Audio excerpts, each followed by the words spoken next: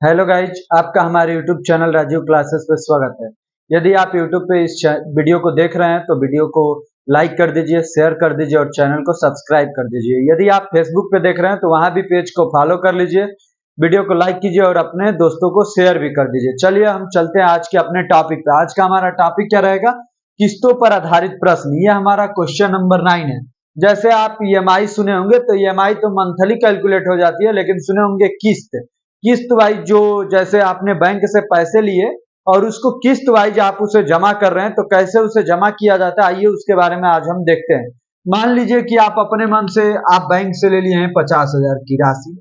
कितने का ले लिए हैं? 50,000 की राशि ले लिए हैं। इस पे रेट है आपका कितना? 10%। कितना रेट है? 10%।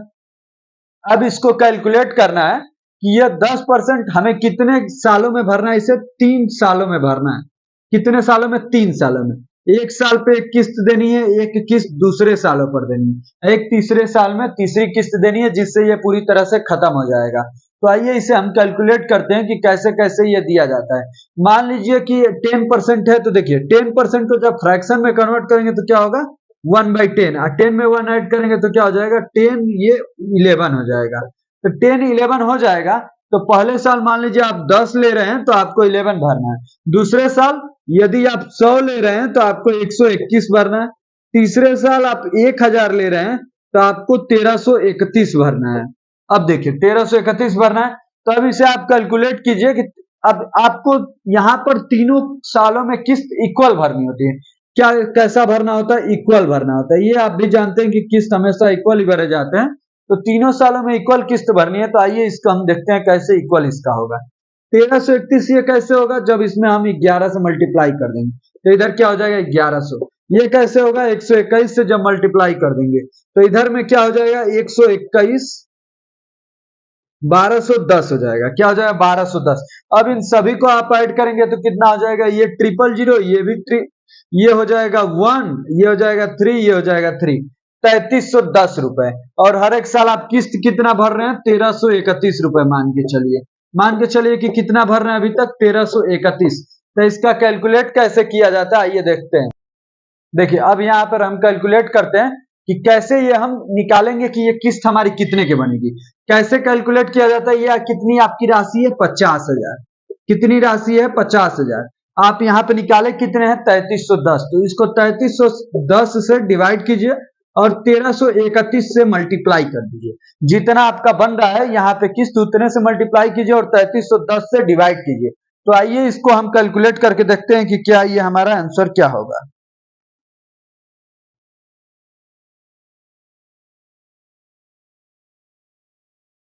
देखिए 50,000 में आपको मल्टीप्लाई करना है 1331 से, उसके बाद डिवाइड कर देना है 3310 से। तो कितना आ जाएगा? लगभग में 20,105। कितना आया?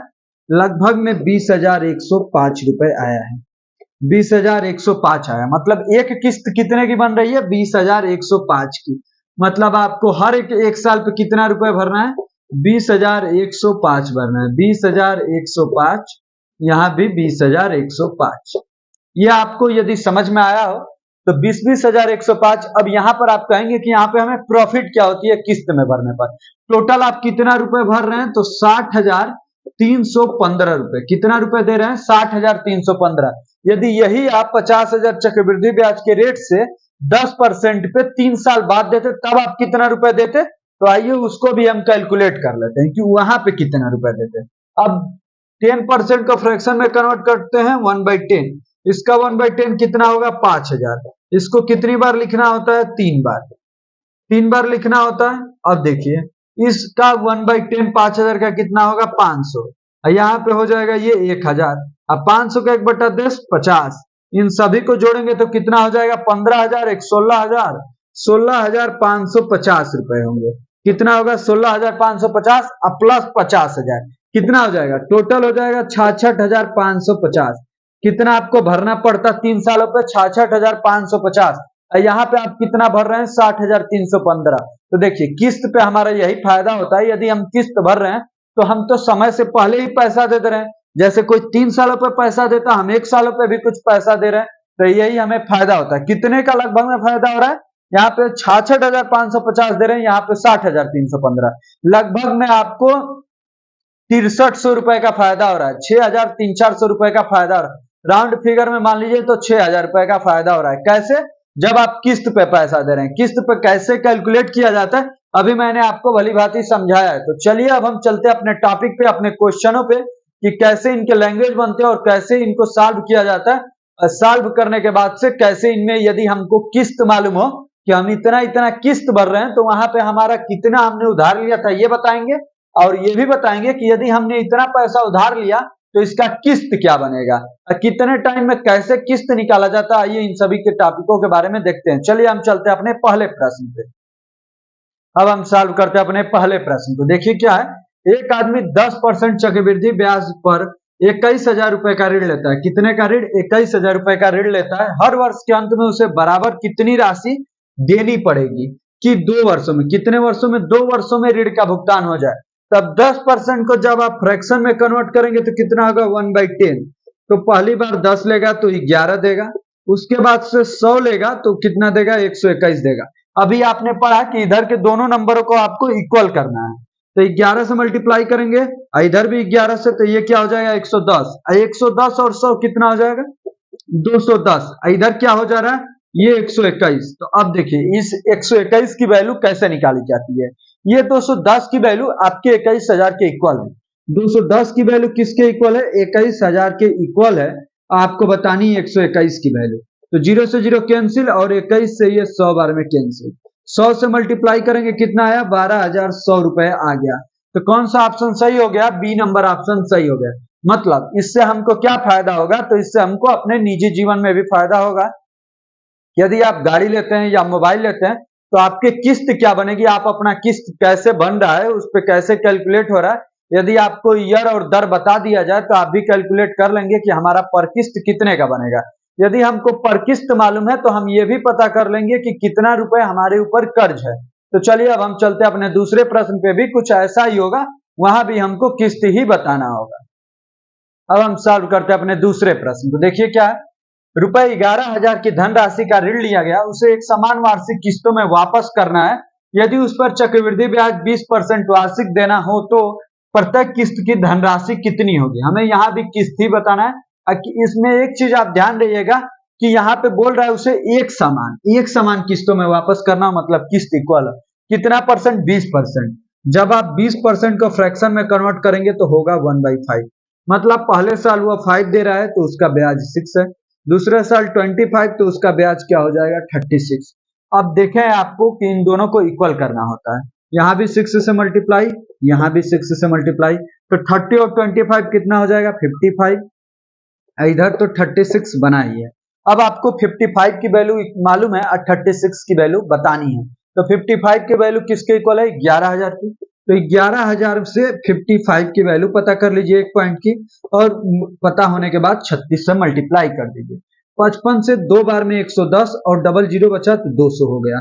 अब देखिए 36 दूनी 72 हो गया, 2 जीरो है तो 2 जीरो लिख दीजिए। कितने का किस्त बनेगा? 7200 का। आपको एक साल में 7200 देना होगा, 2 साल में कितना देंगे? 14,400 देंगे। लेकिन यही 2 सालों पे देंगे तो आपको घाटा हो जाएगा। तो कौन सा ऑप्शन सही हो गया? डी नंबर ऑप्शन सही हो गया। जब आप ये सोचेंगे कि ये बताइए कि हम 2 सालों में पैसा दे रहे हैं तो कम ही दे रहे हैं, तो बैंक हमसे क्यों टुकड़े टुकड़े में लेता है? बैंक को तो फिर घाटा हो जाता है, तो एक ही बार में लेता तब जाके उसको फायदा होता नहीं। तो देखिए आप पहले साल 7200 रुपए दे रहे हैं ना, तो ये 7200 जब आप बैंक को दे दिए तो बैंक उठाएगा इस 7200 को किसी और को दे देगा। मान लीजिए एक पर्सन आप है, आपको आपने बैंक से उधार लिया है कितना? 11,000 रुपए।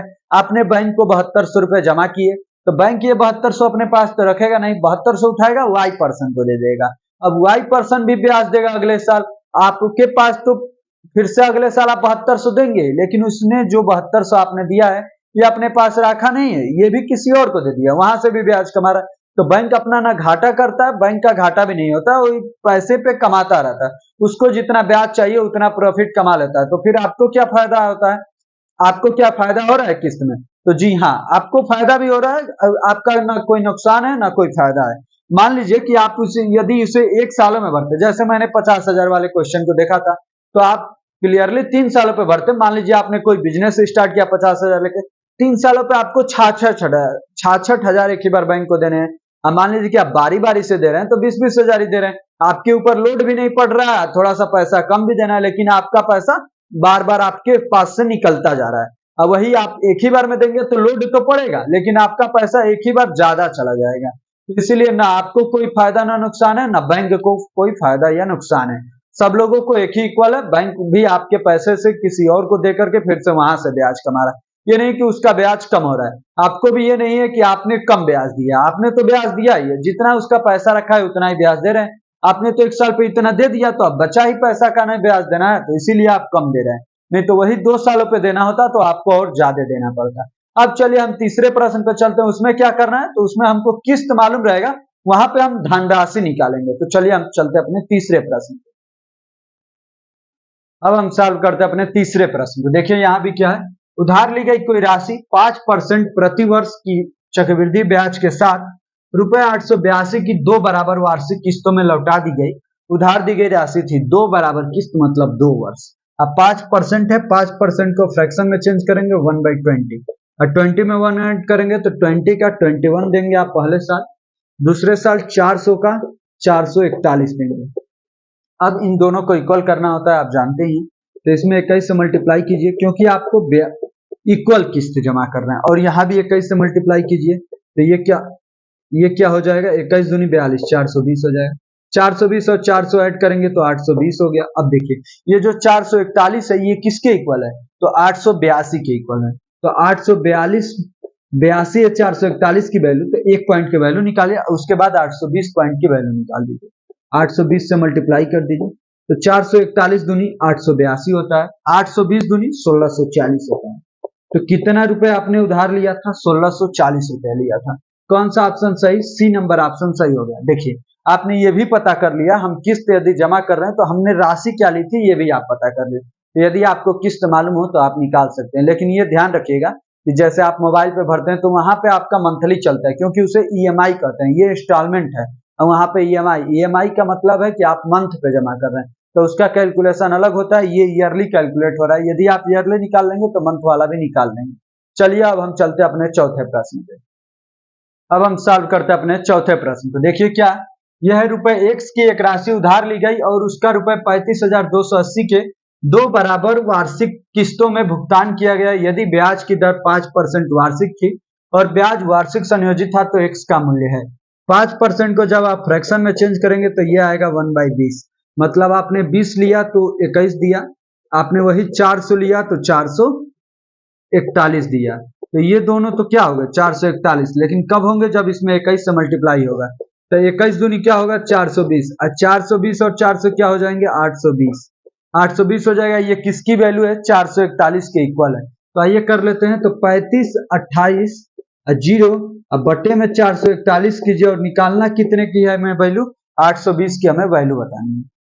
यहाँ पे लिखिए 820, आप 7 से कटाइए मन हो तो 7 बचे 7 छक 42, 2 बचे 21 हुआ तो 7 के 21, इधर बचा 7 बचे 35, 0 7 चौक 28, 0 फिर से 7 से कटा लीजिए 9 बार, ये 7 से कटेगा 7 7 49, 7 दूनी 14, 0 9 से ये कितनी बार में 9 8 72, 80, 820 गुणे 80 आया, 80 गुणे में 820। तो देखिए अब हो गया डबल 0 और 8 दूनी 16 का 6 1 लगा हासिल, 8 8 64 1 65, तो कितना आया 65,600 रुपए आपने कर्ज के रूप में लिया था। 65,600 रुपए कितना लिया था, 65,600 रुपए आपने किस्त के तौर पे लिया था। इस प्रकार हमारा आज का किस्तों पर आधारित प्रश्न जो थे, आपने किस्त भी निकाल लिया, आपने राशि भी निकाल ली, आपने सब कुछ निकालना सीख लिया, और कैसे इसे निकाला जाता है भली बात ये आपने भी सीख लिया। यदि कोई बोले कि क्या हमें किस्त पर बैंक देता है तो उसे घाटा होता है, नहीं, वो कभी भी अपना लॉस नहीं करेगा। क्या हम किस्त पे पैसे लेके जमा करते हैं तो हमारा लॉस होता है, नहीं, हमारा भी कोई लॉस नहीं होता है। यदि हम किस्त पर जमा कर रहे हैं तो उसे एक बार देने से हमें फायदा हो रहा है। एक बार देते मान लो 3 साल पे तो ज्यादा पैसा देना पड़ता है, उसे बारी बारी से दे रहे हैं तो हम कम ही दे रहे हैं। तो इस प्रकार हमारा आज का लेक्चर समाप्त हुआ, और इसी प्रकार आपका चक्रवृद्धि ब्याज कंपाउंड इंटरेस्ट भी कंप्लीट हो गया। कंपाउंड इंटरेस्ट में हमने कितने पार्ट पढ़े हैं, टोटली 9 पार्ट पढ़े हैं। यदि आपको सभी पार्ट देखने हो तो प्लेलिस्ट बनी हुई है जिसका लिंक डिस्क्रिप्शन बॉक्स में मौजूद है, वहां से आप सभी प्लेलिस्ट के अंदर जितने भी वीडियो हैं सभी वीडियो को देख सकते हैं। इससे पहले हमने साधारण ब्याज भी पढ़ा था, बहुत ही इंपॉर्टेंट चैप्टर है चक्रवृद्धि ब्याज और साधारण ब्याज। चक्रवृद्धि ब्याज में जो भी इंपॉर्टेंट टॉपिक है उनको टॉपिक वाइज पढ़ाया गया है और बाकी को मिक्स करके पढ़ाया गया। आप टॉपिक वाइज बिल्कुल वीडियो देखिए ना, मत भूलिएगा। और जो भी महत्वपूर्ण प्रश्न थे उन्हीं को बताया, ये नहीं गया है कि एक ही प्रश्न पे 5-5 प्रश्न बताएंगे, नहीं, हर एक प्रश्न एक दूसरे से कुछ ना कुछ भिन्न है, तभी उसको सॉल्व कराया गया है। अभी आप कहेंगे कि तीसरे चौथे में तो आपने मूलधन ही निकाला, नहीं, तीसरे का कैलकुलेशन इजी था, यहाँ पे कैलकुलेशन हार्ड था, फिर भी मैंने इसको भी दिखाया। ये नहीं कि आप नंबर देख के सवाल को स्किप कीजिए। तो आप भली बात बिल्कुल अच्छे से पढ़िए, आपका सिलेक्शन जरूर होगा और आपकी टाइमिंग भी कम हो जाएगी। मैथ में जो आपको ज्यादा टाइम लगता है उसका टाइम हम कम करा देंगे यदि आप हमारे साथ बने रहिए। चलिए अब हम अगले दिन एक नए चैप्टर के साथ मिलेंगे, जो कि नया चैप्टर आपका बहुत ही इंपॉर्टेंट होगा। आप हमारे चैनल को सब्सक्राइब कर लीजिए, वीडियो को लाइक, दोस्तों को शेयर, जिससे आपको डेली बाय डेली क्लास मिलती रहे। धन्यवाद आपको अंत तक बने रहने के लिए।